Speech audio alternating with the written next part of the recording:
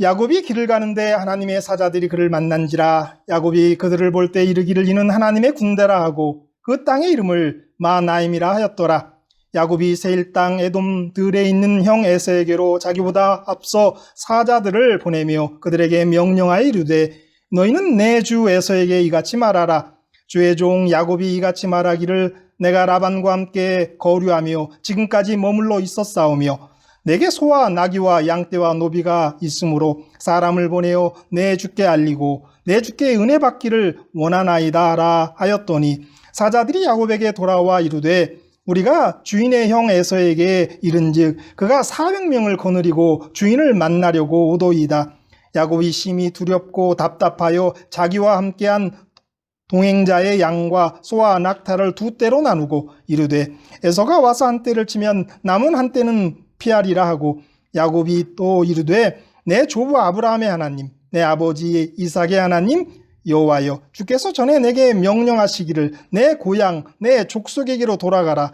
내가 내게 은혜를 베풀리라 하셨나이다. 나는 주께서 주의 종에게 베푸신 모든 은총과 모든 진실하심을 조금도 감당할 수 없사오나 내가 내 지팡이만 가지고 이 요단을 건넜더니 지금은 두 때나 이루었나이다. 내가 주께 간구하오니 내 영의 손에서 에서의 손에서 나를 건져 내시옵소서. 내가 그를 두려워함은 그가 와서 나와 내 처자들을 칠까 겁이 나기 때문이이다. 주께서 말씀하시기를 내가 반드시 내게 은혜를 베풀어 내 씨로 바다에 셀 수 없는 모래와 같이 많게 하리라 하셨나이다. 야곱이 거기서 밤을 지내고 그 소유 중에서 형 에서를 위하여 예물을 택하니 암연소가 200이요 수점소가 20이요 암양이 200이요 수장이 20이요 전나는 낙타 30과 그 새끼요 암소가 40이요 황소가 10이요 암나귀가 20이요 그 새끼 나귀가 10이라. 그것을 각각 때로 나누어 종들의 손에 맡기고 그의 종에게 이르되 나보다 앞서 건너가서 각 때로 거리를 두게 하라 하고 그가 또 앞선 자에게 명령하여 이르되 내 형 에서가 너를 만나 묻기를 내가 누구의 사람이며 어디로 가느냐 내 앞의 것은 누구의 것이냐 하거든 대답하기를 주의 종 야곱의 것이요 자기 주 에서에게로 보내는 예물이 오며 야곱도 우리 뒤에 있나이다 하라 하고 그 둘째와 셋째와 각 때를 따라가는 자에게 명령하여 이르되 너희도 에서를 만나거든 곧 이같이 그에게 말하고 또 너희는 말하기를 주의 종 야곱이 우리 뒤에 있다 하라 하니 이는 야곱이 말하기를 내가 내 앞에 보내는 예물로 형의 감정을 푼 후에 대면하면 형이 혹시 나를 받아주리라 함이었더라. 그 예물은 그의 앞서 보내고 그는 무리 가운데서 밤을 지내다가 밤에 일어나 두 아내와 두 여종과 11아들을 인도하여 얍범 나루를 건널세 그들을 인도하여 시내를 건너가게 하며 그의 소유도 건너가게 하고 아멘. 설교를 준비하면서 저는 오늘의 본문을 12절까지로 하기로 하고요. 제목은 선기도 후 행동이라고 하려고 했습니다. 기도는 앞바퀴, 행동은 뒷바퀴. 그래서 행동하기 전에 기도해야 한다는 걸 강조하려 했습니다. 왜냐하면 오늘의 본문에서 야곱은 먼저 행동한 다음에 기도합니다. 그래서 7절, 8절에 보면 야곱의 행동이 앞섭니다. 그리고 9절, 12절에서 보면 기도하는 장면이 나오죠. 그러니까 야곱은 먼저 행동하고 그 다음에 기도한 거죠.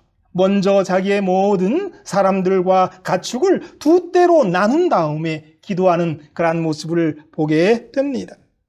그러나 계속해서 살펴보니까 더 중요한 부분을 제가 발견하게 되었습니다. 그것은 기도하기 전과 기도한 후의 변화였습니다. 물론 기도하고 행동해야 합니다. 행동하고 나서 기도하는 것은 아닙니다. 그러나 더욱 중요한 것은 기도하고 나서 무언가 변화가 있어야 한다는 거예요. 1절은 천사들이 야곱을 만나는 이야기로 시작합니다. 그러니까 하나님의 사자들이, 그러니까 천사들이 나서서 야곱을 만난 것입니다. 하나님의 천사들이 그에게 나타난 것이 아니라 그를 만났습니다. 야곱은 오랜 타향살이에서 돌아오고 있었습니다. 천사들이 이를테면 그를 맞이하기 위해서 나온 것입니다. 약속의 땅으로 돌아오는 그를 환영한 것입니다. 야곱은 그 천사들의 무리를 보고 마하나임이라고 그 땅의 이름을 붙입니다. 이 마하나임이라고 하는 뜻은 두 진영, 그러니까 두 군대, 두 무리가 있다라는 거예요. 야곱이 그렇게 부른 이유는 사실 명확하지 않아요. 두 진영, 하나님의 진영과 야곱이 진영이 서로 만났다, 이렇게 생각하는 학자들도 있고요. 본교의 주석 그렇게 설명하고 있죠. 두 군대로 형성된 많은 천사들, 즉 만군의 천사가 야곱의 일행의 전후 혹은 좌우에서 옹이했기 때문에 두 진영이라고 했다라는 거예요. 그런데 부조와 선지자 195페이지에 보면 정확한 설명을 하고 있습니다. 주께서는 다시 야곱에게 하나님께서 보호하고 계시다는 증거를 보여주셨다. 야곱은 길앗산에서 남쪽으로 여행할 때에 두 무리의 하늘 천사들이 그의 앞뒤를 호위하고 마치 그의 일행을 보호하기 위한 것인 양 그 무리와 함께 전진하였다. 그러니까 이 두 무리라고 한 이름, 마하나임이라고 이름을 짓는 것은 천사의 두 무리, 그의 앞과 그의 뒤에 천사들이 그를 보호하며 같이 나아가고 있는 것을 보았기 때문에 그 지명을 마하나임이라고 줬다라고 우리가 이해할 수가 있습니다. 그런데 이 하나님의 사자를 만난 야곱은 이제 자신의 사자를 에서에게 보냅니다. 아마 하나님의 사자들을 보고 어떤 생각이 나서 보내게 됐는지도 몰라요. 부조와 선지자 196페이지에 이런 말씀이 있어요. 그러나 야곱은 자신의 안전을 도모하기 위하여 해야 할 일이 있다고 느꼈다. 그러므로 그는 먼저 사자들을 보내어 그의 형에게 위무적인 인사를 하도록 하였다. 한자를 적어놨는데 되게 어렵더라고요. 그래서 제가 찾아봤어요. 위무적이가 무엇인지 그랬더니 위로하고 어루만지어서 달래는 것, 그게 위무하다라고 하는 뜻이었습니다. 그러니까 야곱은 사자들을 보내서 야곱의 마음을 좀 위로하고 달래서 자기가 편하게 그를 만나기를 바라는 마음으로 사자를 보냈다라는 것이죠. 그런데 그의 생각대로 그렇게 보냈다고 야곱의 마음이 사실 바뀔 리는 없습니다. 그는 그 사자들에게 이렇게 이야기합니다. 내 주 에서에게 주의 종 야곱이 내 주께 은혜 받기를 원하나이다라고 말을 전하도록 합니다. 자기가 에서의 종이다라는 걸 강조해요. 왜냐하면 그 이전에 벌써 리브가의 꿈 가운데 큰 자가 작은 자를 섬긴다라고 하고 자기가 장자권을 가져갔기 때문에 아직도 자기가 교만한 마음 장자다라고 하는 생각을 갖고 있지 않다라는 걸 증명하기 위해서 자기가 종이다라는 표현을 강조하고 있는 거예요. 에서를 주로 부르면서 그의 분노를 누그러뜨리려고 했던 것입니다. 두 번째 이야기하는 것은 자신에게도 재산이 있으니까 이 이삭의 재산, 이삭이 거부였다라고 했어요. 그 이삭의 재산에 아무런 사심이 없다라는 것을 밝히기 위해서 자기에게는 가축대가 있다라고 전하라고 했습니다. 아버지의 집에서 아무것도 원하지 않고 다만 형님께 은혜 있기만을 원한다라는 것을 전하고자 원했던 것입니다. 그러나 돌아온 사자들은 에서가 친서의 기별에 아무런 대꾸도 하지 않고 400명의 부하를 거느리고 가까이 오고 있다라는 그런 소식을 가지고 돌아왔습니다. 에서가 복수하기 위해 오고 있는 것이 분명한 것입니다. 공포가 온 진영에 퍼졌습니다. 야곱은 심히 두렵고 답답했습니다. 그냥 믿음으로 갔더라면 하나님의 군대가 호위해 주실 것이고 담대함이 있었을 테지만 사자를 먼저 보내서 형이 군대 400명을 데리고 온다는 소식을 접하니까 야곱은 더욱 큰 두려움에 빠지게 된 것입니다. 그리하여 하나님께서 지금까지 자기를 도우셨고 하나님의 군대가 함께 있다는 것도 잠시 잊어버리는 것입니다. 그는 걱정과 두려움과 불안에 빠지고, 그래서 대책을 간구하게 됩니다. 그 다음에 나오는 이야기들은 야곱의 그 대책들이에요. 그 첫 번째 대책이 뭐냐면 두 무리로 자기의 모든 소유와 일행들을 나누는 것이었습니다. 자기와 함께한 자기의 아들들, 또 자기의 부인, 모든 가축대, 혹시 있을지도 모를 일, 에서의 공격에 대비해서 두 무리로 나누고, 에서가 한 무리를 치면 한 무리라도 좀 도망가서 살았으면 하는 그런 마음을 가지고 그가 두 무리로 나눈 것이죠. 그리고 두 번째 한 게 뭐냐면 기도한 거예요. 이 기도의 내용은 아주 중요하지만 우리 다음 시간에 야복 강가에서 야곱이 기도하는 부분에서 다시 한번 살펴보기를 원합니다. 그러니까 야곱의 첫째 대책이 뭐였어요? 먼저 나누었고요. 두 번째 대책이 기도한 것이었습니다. 그리고 세 번째 대책이 뭐냐면 선물을 준비합니다. 야곱은 열심히 기도했습니다. 그러나 하나님이 주시는 확신을 가질 수가 없었습니다. 왜냐하면 하나님 앞에서 자신이 인정받기에 부족하다라는 것을 그의 양심이 알고 있었기 때문이었을 것입니다. 하나님의 복을 기다리지 못하고 팥죽으로 장자의 명분을 사고 눈먼 아버지를 속이는 것, 그런 것들이 그를 짓눌렀을 거예요. 야곱은 그곳에서 밤이 될 때까지 기도를 했습니다. 그런데 기도에 확신이 생기질 않았어요. 그래서 야곱은 기도를 중단하고 다른 대책을 다시 세우는 거예요. 그 대책이 뭐냐면 선물을 준비하는 거였어요. 그래서 자기 소유 짐승 중에서 에서에게 줄 선물을 선택했습니다. 염소가 220마리, 양이 220마리, 낙타는 30마리와 그 새끼, 소 50마리, 나귀 30마리, 오늘날 돈으로 계산해도 수억 원이 될 만한 그런 많은 짐승들을 에서를 위해서 선물로 택하였습니다. 그리고 이것을 다시 세 대로 나눕니다. 그리고 책임을 맡은 종에게 말합니다. 너희들이 에서를 만났을 때 에서가 이것이 무엇이냐고 물으면 주의 종 야곱이 주인 에서에게 드리는 예물이라고 말하라고, 야곱은 뒤에 있다라고 말하라고 알려주었죠. 선물을 이끌고 가는 종들에게 아마 이렇게 이야기했을 것입니다. 밤새워서라도 계속 가라. 너희들과 우리 사이가 벌어져서 에서가 선물을 받고 마음이 풀리고 또 풀리고 또 풀린 다음에 우리를 만났으면 좋겠다. 그래서 아마 맨 처음에 보낸 팀은 아주 재촉을 했을 거예요. 그렇게 해서 세 무리를 보낸 겁니다. 그 다음에 야곱의 대책이 뭐였냐면 밤에 식구들 가운데 그가 있었어요. 이제 선물을 보내고 식구들 가운데 있는데 마음이 편하지 않아요. 잠이 안 와요. 그래서 야곱은 결단을 합니다. 에서와 맞닥뜨려서 문제를 해결해야 한다라고 결정한 것입니다. 그리해서 모든 식구들을 강을 건너게 합니다. 그리고 마지막으로 자기는 홀로 남아서 기도합니다.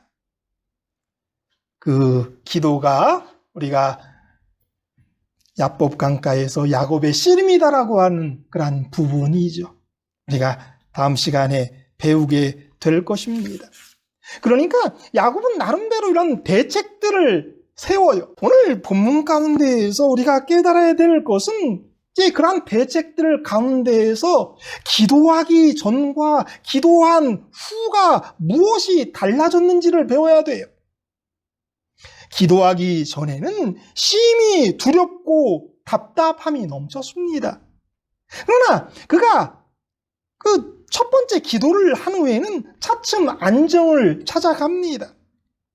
기도하기 전에는 떠보고 알아보려고 또 알려주려고 에서에게 종을 보내지만은 기도한 후에는 선물을 보내려고 종을 보냅니다. 그러니까 저는 생각하는데요, 하나님께서 그의 그 모든 불안을 그의 첫 기도 가운데에서 해결해 주신 것은 아니지만 지혜를 주신 것이 분명해요. 어떤 지혜를 주셨냐면, 그가 기도했을 때에 선물을 좀 보내야겠다라고 하는 마음, 그러한 지혜를 야곱에게 주셨단 말이에요.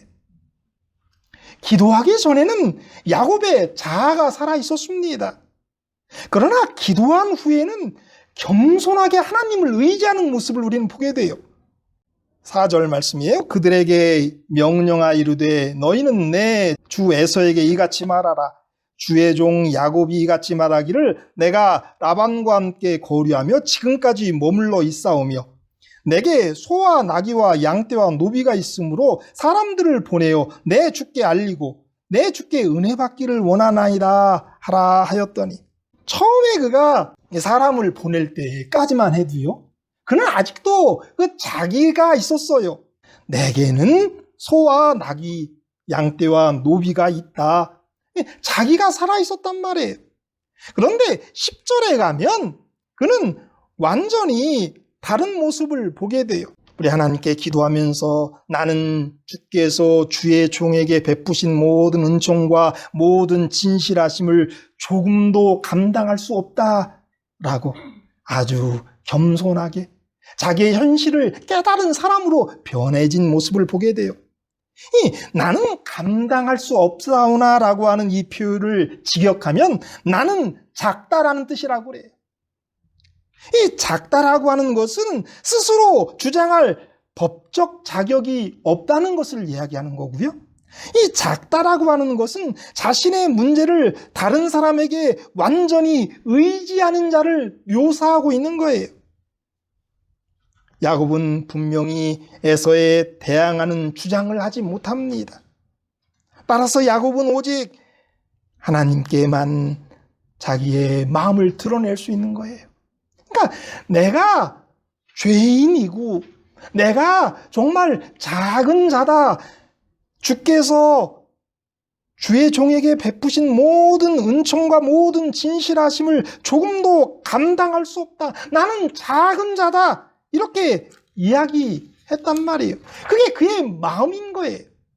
야곱은 이제 자기가 낮아지는 거죠. 그래서 하나님이 예언하신 대로 큰 자가 작은 자를 섬기는 그러한 일이 이루어지도록 낮아진 거예요. 작아진 거예요. 야곱의 고백은 그의 영적인 변화가 발생하고 있음을 나타냅니다. 그는 에서에게 굴복하고 약한 자의 운명을 받아들이면서 하나님 앞에서 자신의 무가치함을 인정했단 말이에요. 기도하기 전에는 자기 지혜로 움직였습니다. 기도한 후에는 하나님께 다 맡겨요. 기도하기 전에는 두 때로 나누었습니다. 그러나 기도한 후에는 세 때로 나눠요. 기도하기 전에는 자기 가족을 두 때로 나눴는데요, 기도한 다음에는 선물을 보낼 때에는 그 선물을 세 때로 나눠요. 이런 것이 하나님께서 주신 기도의 응답이었단 말이에요. 지혜를 얻었단 말이에요. 마음 연 방법을 알게 된 거예요. 기도하기 전에는 두 때였는데 기도한 후에는 두 때일 필요가 없었습니다. 그래서 야복 강가에서 기도한 후에는 그는 나누었던 두 무리를 이제 하나로 만들고 순서를 정해서 에서에게 나아가서 인사하도록 합니다. 자, 창세기 32장 1절로 2절이에요. 자, 보세요. 야곱이 눈을 들어보니 에서가 400명의 장정을 거느리고 오고 있는지라. 그의 자식들을 나누어 레아와 라헬과 두 여종에게 맡기고 여종들과 그들의 자식들을 앞에 두고 레아와 그의 자식들을 다음에 두고 라헬과 요셉은 뒤에 두고, 그 다음에 자기가 맨 앞에 가서 에서를 만납니다. 기도하기 전에는 야곱이 치면 한때라도 살아야겠다라고 생각했던 사람이 그가 기도한 후에 또 특별히 야복 강가에서 하나님과 씨름한 뒤에는 그 뒤때로 나눴던 걸 다 합쳐버려요. 이제 당당하게 에서를 맞는 거예요. 그래서 여종을 맨 앞에, 레아를 그 다음에, 라헬과 요셉을 맨 뒤에 세우면서 인사할 준비를 하는 거죠. 당당하게 맞는 에서를 만나는 그런 모습을 우리는 보게 되는 거예요. 기도하기 전에는 우왕좌왕했습니다. 그러나 기도한 후에는 향할 곳을 향해 나가게 됩니다. 그가 이 기도하기 전까지는 뭐 많은 생각이 그에게 있었을 거예요. 다른 데로 도망갈까? 약속의 땅으로 가지 말까? 어떻게든 피해볼까? 뭐 그렇게 했지만은 기도한 후에는 약속의 땅으로 나아가는 거예요. 하나님께서 허락하신 곳, 가라한 곳으로 나아가는 모습을 보는 거예요. 기도하기 전에는 물러날 곳이 있었지만 기도한 후에는 물러날 곳이 없게 만들었습니다. 그래서 그는 밤중에 모든 식구들과 모든 짐승들을 야복강 강 건너편으로 보내는 거예요. 이 전술 가운데 어떤 전술이 있는지 아시죠? 이 배수진이라고 그러죠. 이 배수진이 뭐예요? 뒤에 물을, 강 이런 거를 두고 진을 친다라는 거죠. 피할 데가 없게 만드는 거잖아요. 그래서 앞으로만 나가서 싸워야 되는 걸 우리가 배수진이라고 합니다. 그런데 누가 이 배수진을 치냐면 야곱이 배수진을 치는 거예요. 그는 이제 용감하게 이 문제를 해결하고 하나님을 믿고 이제 나아가야겠다라고 하니까 강 너머로 식구들을 다 보낸 거예요. 이젠 도망갈 곳도 없는 거예요. 기도하기 전에는 자기 계획이 있었으나 기도한 후에는 자신의 미래를 약속의 기반 위에 놓는 모습을 보게 돼요. 그의 기도의 말씀들이 여기 9절, 12절이에요. 야곱이 또 이르되 내 조부 아브라함의 하나님, 내 아버지 이삭의 하나님 여호와여, 주께서 전에 내게 명하시기를 내 고향 내 족속에게로 돌아가라, 내가 내게 은혜를 베풀리라 하셨나이다. 12절이에요. 주께서 말씀하시기를 내가 반드시 내게 은혜를 베풀어 내 씨로 바다에 셀 수 없는 모래와 같이 많게 하리라 하셨나이다. 기도하기 전에는 그런 나름대로의 계획이 있었습니다. 그래서 사자를 보내보기도 했습니다. 그러나 기도한 후에는 자기 계획 이런 거 필요 없어요. 자신의 미래를 약속에 하나님이 이전에 말씀하신 그 말씀에 기초를 두고 있는 거죠. 그래서 주께서 전에 내게 은혜를 베풀리라 하셨나이다. 주께서 말씀하시기를 모래와 같이 많게 하리라 하셨나이다. 그러니까 자신의 미래를 하나님의 말씀 위에 놓는 거예요. 어떤 후에는요? 기도한 후에는 그랬단 말이에요. 기도하기 전에는 두렵고 떨었습니다. 그러나 기도한 후에는 그가 어떻게 됐냐면 더 기도하게 되었어요. 그래서 그가 기도한 다음에 하나님께서 확신은 없지만 문제가 다 해결됐다라고 하는 자신은 없지만 하나님께서 주신 그 지혜를 가지고 선물을 먼저 보내고요. 그 다음에는 더 기도하는 그가 되는 거잖아요.